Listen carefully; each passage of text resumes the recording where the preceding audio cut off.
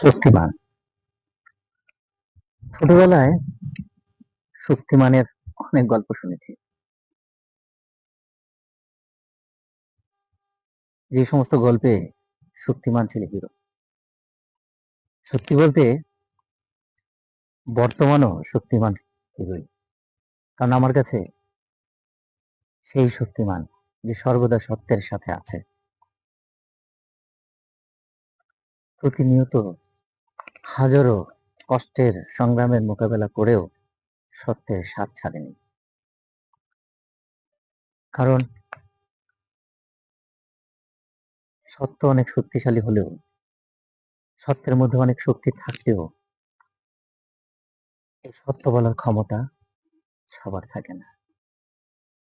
কাজেই আমার কাছে সেই শক্তিমান যে সব সময় সত্যের সঙ্গ দেয়, সত্যের সাথে থাকে।